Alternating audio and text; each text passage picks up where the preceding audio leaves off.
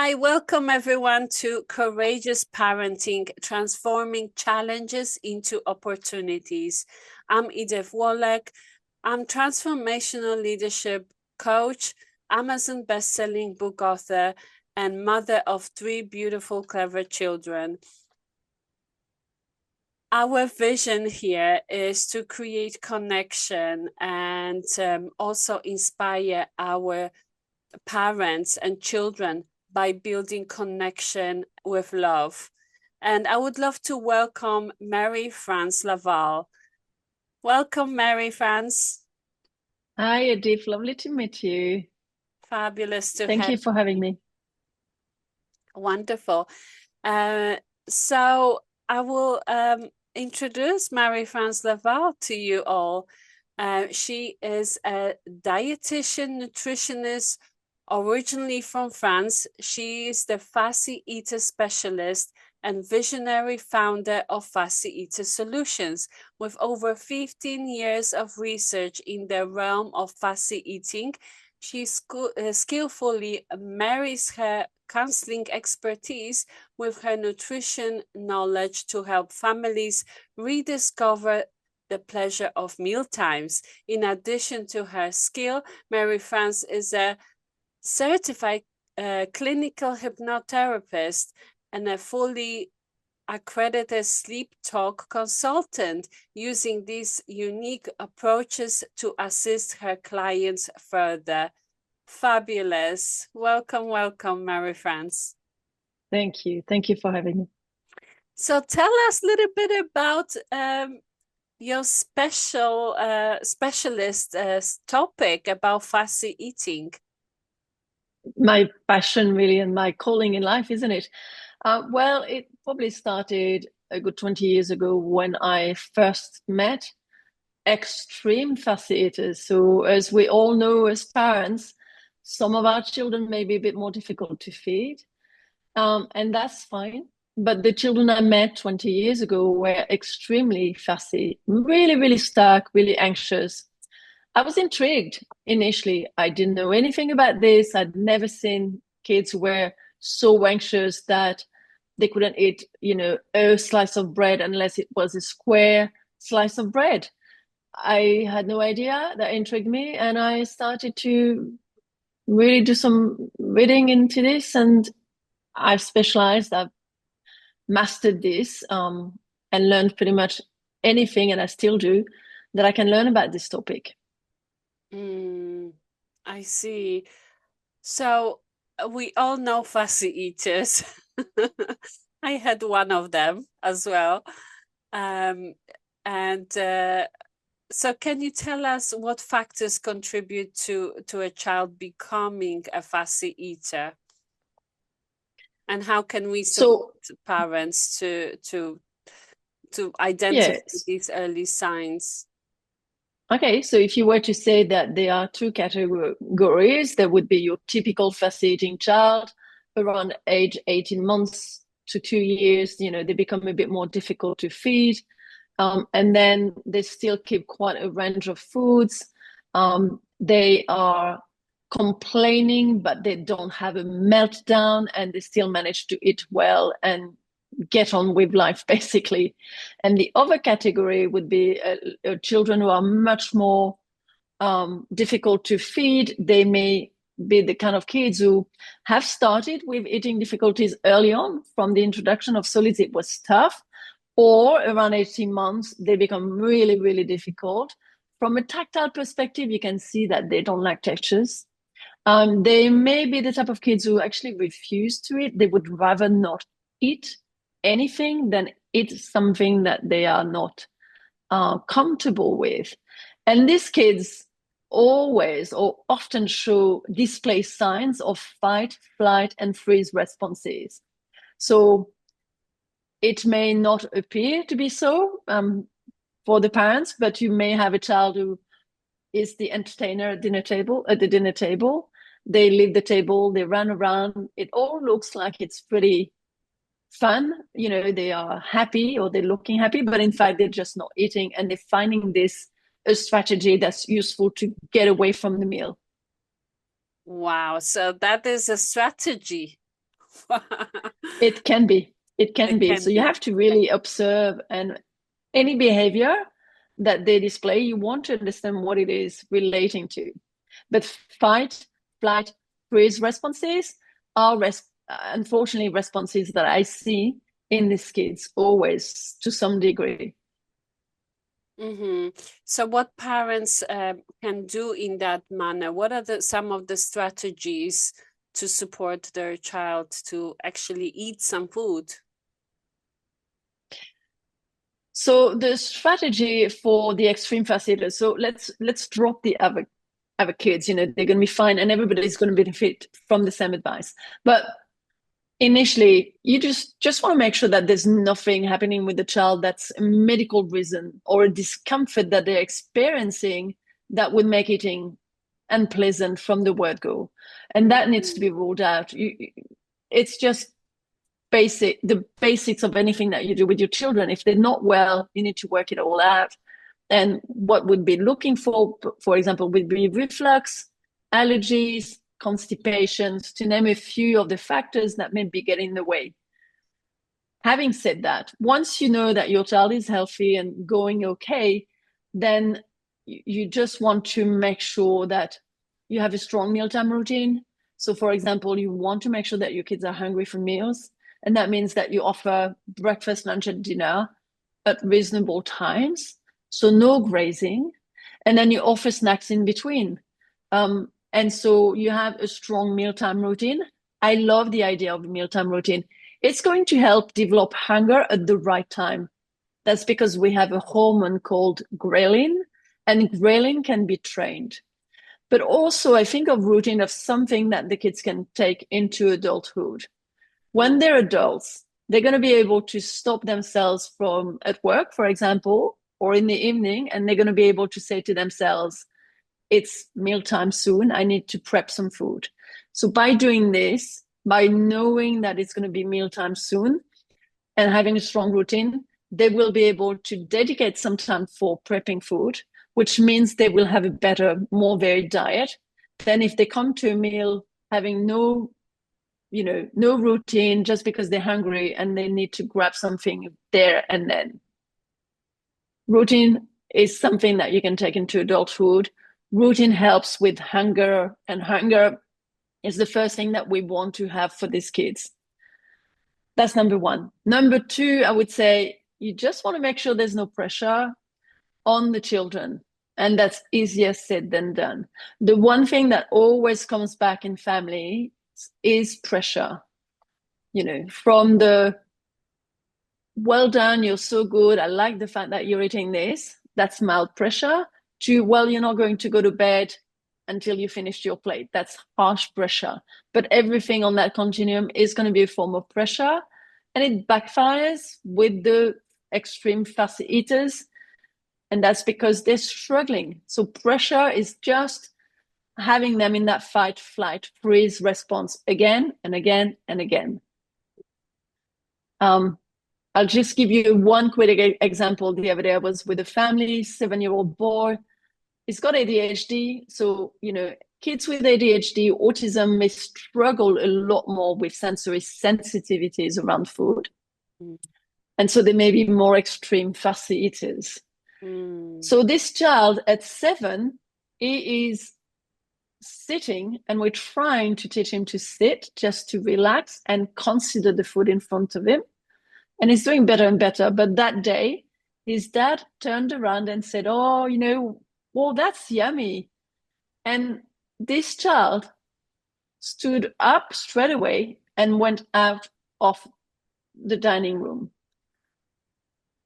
And it finally dawned onto his dad that the kind words, this is nice, isn't it, was pressure.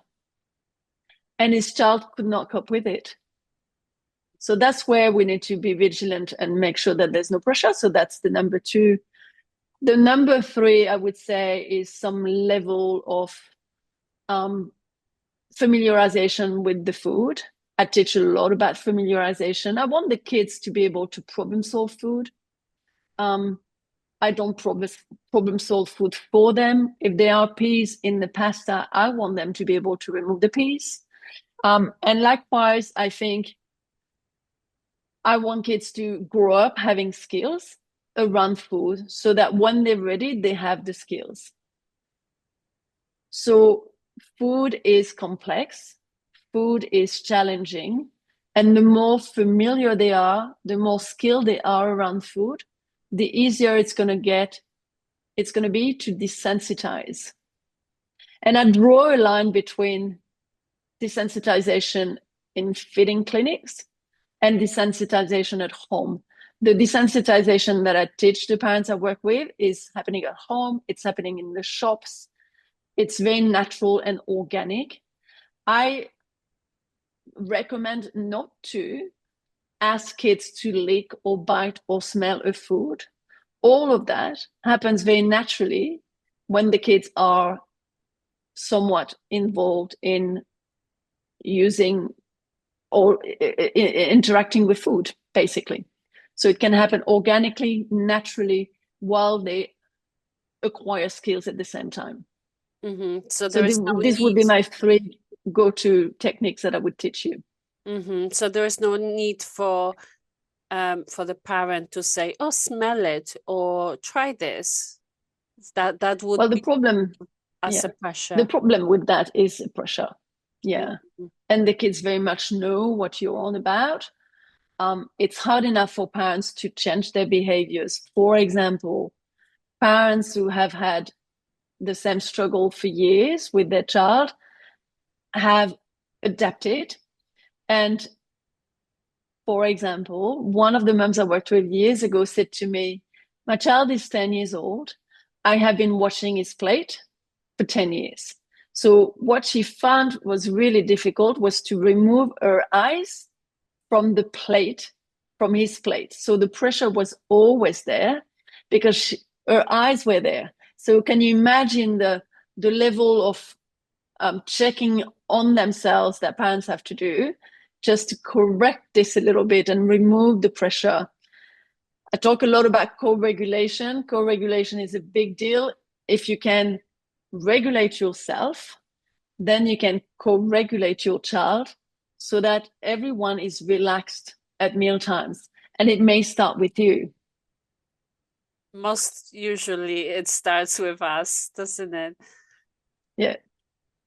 So, can you tell us a little bit more about how can parents avoid creating this anxiety around mealtime while still encouraging the healthy eating habits? Of course, you mentioned the co-regulation. What else they can do? So, you know, often parents need to be absolved of any wrongdoing. It's that they have had to adapt to a child who is very difficult to feed. You know, later on, lately, some research came out and really showed that this is all about genetics initially. And so you can think about genetics on the one hand is inherited traits and you're stuck, or you think, okay, well, there's such a thing as the environment. The environment is going to help to move um, the to challenge and change the game, what the cards are that your child was given. So in a way, parents can take can be very sure that it was not their fault, and I think it really does matter, and they can do stuff about it. So obviously, not pressurizing the kids, not pressurizing themselves, co-regulating effectively, and really tasking themselves with the work that needs to be done around the food. And I mean by that, that if you are a parent, you probably are putting yourself under pressure to do piano lessons or soccer lessons. The thing about food is because you have to feed your child 2, 3 times a day, um, then it can actually be integrated into this feeding time to ease your child through being and get help them to get more comfortable with food. And I believe that for you to help your child to eat more variety is you basically need to make sure they have skills around food. Studies have shown that young men, young adult male who have learned to know how to cook have better diets than young men who don't know how to cook. So as much as we talk about nutrition and we tend to be obsessed with nutrition in our Anglo-Saxon approaches, um, as much as we do know about nutrition, if we do not have the skills, we cannot possibly eat the best that we could. The skills matter. And it's one thing to tell yourself you need to eat carrots because they're good for you. That's the tree in the forest. We want families to perhaps think about the forest rather than each tree may be of good service to your family and your child. And so learning, in a way, learning cooking is much more effective when it comes to making sure that your child is going to eat a very healthy diet.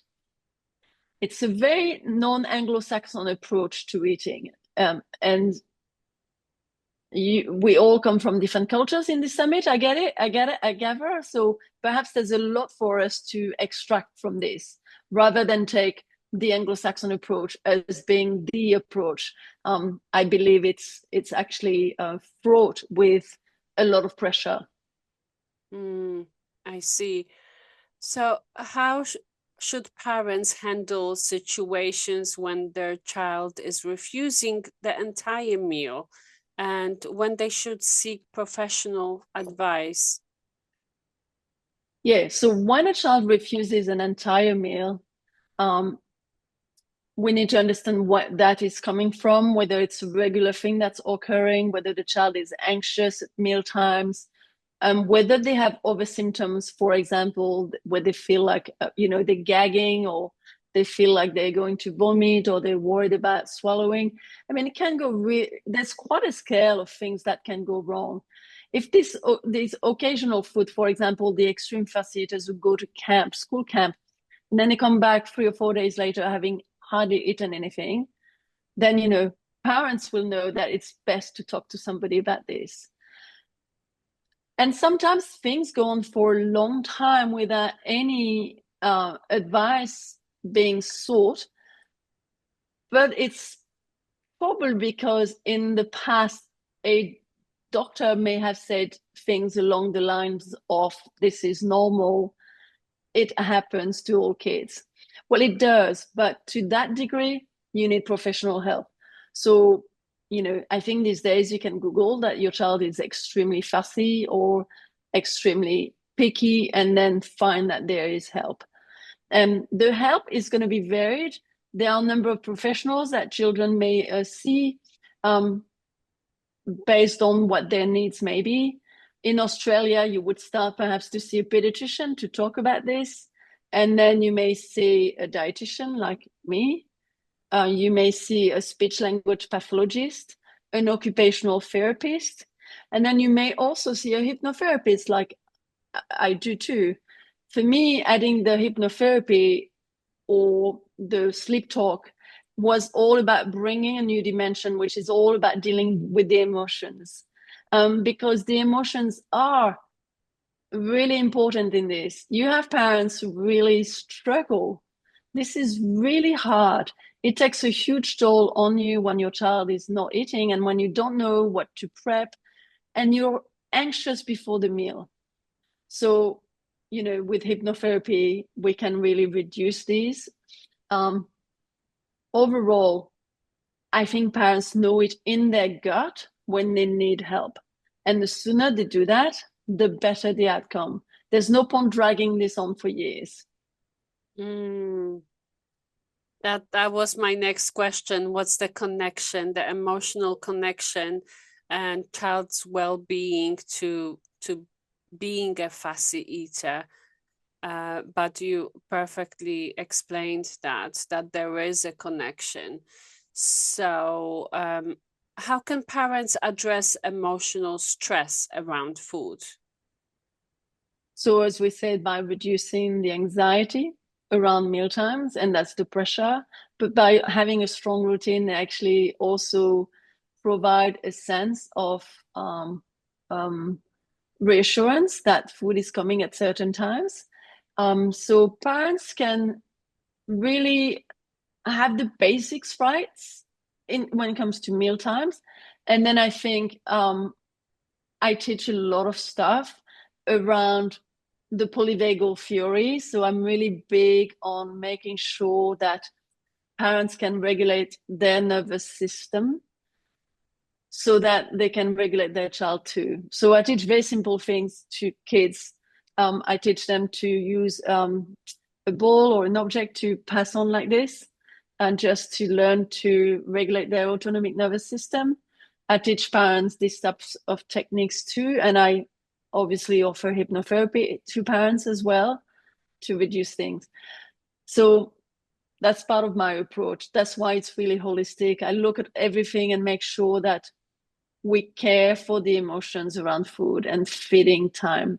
And because it is repetitive too. So if you're having a bad time with one meal and then it's 3 meals a day and then it's every day for many, many years, this is really difficult. Yeah. Yeah, not the way to live. Not the way to show, an example of how to be around food and how to enjoy food, how to bring ease and flow to the meal times. Thank you so much for that. And as we are coming to close, can you give us final tips around fussy eaters? What parents can do as an alternative if they exhausted all the resources, all the tricks that they tried, whatever they know, it didn't work. So what are a few things that I can try? That's an interesting question in a way, because what you find is after years of difficulties is that parents really start to believe that their child is never going to overcome this.